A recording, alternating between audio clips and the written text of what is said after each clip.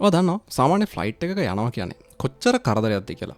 හැබැයි සමහරුන්ට ගුවන් ගමනක් කියන්නේ මාරම ලක්ෂරි අත්දැකීමක්. වලාකුළු වලට ඉහළින් පාවලා යන ගමන් තමන්ගේම සෝෆා එකක වාඩි වෙලා වයින් විදුරුවක් බොන ගමන් බිස්නස් කෝල් එකක් ගන්න පුළුවන් විදිහේ මිනිස්සු ඉන්න ලෝකයක් තියෙනවා.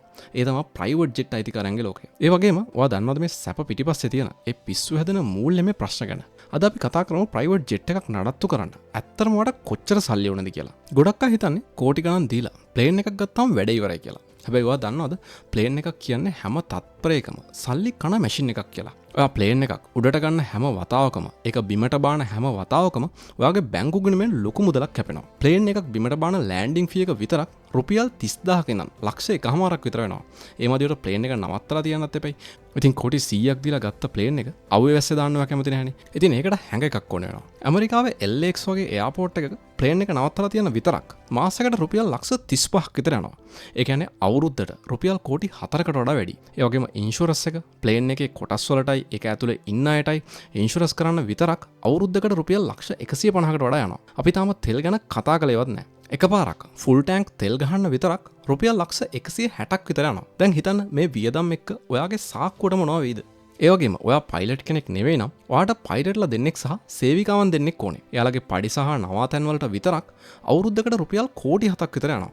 හැබැයි ඔයාට වඩාත්ම පුදුම හිතෙන්නේ මේ ආනේ අමතර කොටස් වල මිල අහද්දි.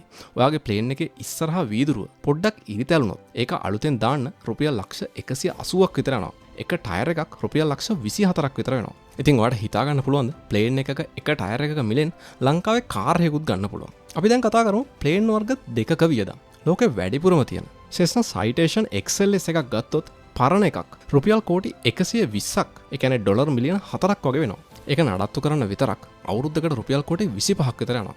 හැබැයි ඔයාට Gulfstream G650 එකක් ඕනේ නම් ඒක ඇතුලේ සෝෆා තියෙනවා, රූපවාහිනිය නිකම්ම උඩට එනවා, කෑම මේස තියෙනවා, ලොකු ඇඳක් තියෙනවා. ඇත්තටම මේක අහසේ තියෙන මාලිගාවක් වගේ ජෙට් එකක්. හැබැයි මේ සැප ගන්න අවුරුද්දකට රුපියල් කෝටි 50කට වඩා වියදම් කරන්න වෙනවා.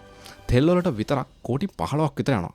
ප්ලේන් එකේ මිල විතරක් රුපියල් කෝටි 2000ක් විතර වෙනවා. මේක නිකම්ම සල්ලිකාරකම් පෙන්වන්න කරන වැඩක් නෙවෙයි. මේක මහා පරිමාණ කැපකිරීමක් කියලා ඔයාට දැන් තේරෙනවා ඇති. ඉතින් දැන් ඔයාට හිතෙයි ප්ලේන් එකක් ගන්න එක මෝඩ වැඩක් නේද කියලා. ඉතින් ඒ නිසා තමයි ගොඩක් අය මේවා කුලියට ගන්නෙ. ප්ලේන් එකක් රෙන්ට් කරලා යන්න පැයකට රුපියල් ලක්ෂ 6ක විතර ඉඳලා ලක්ෂ 40ක විතර වියදමක් යනවා. ඒ වගේම ඔයා නිතර රට රටවල් වලට යනවා නම් රෙන්ට් කරනවට වඩා එකක් මිලදී ගන්න එක ලාභදායී කියලා හිතෙන්නත් පුළුවන්. ප්‍රයිවට් ජෙට් වල ලෝකය හරිම ආකර්ෂණීයයි. හැබැයි ඒ වගේම දරා ගන්න බැරි තරම් මිලාදිකයි.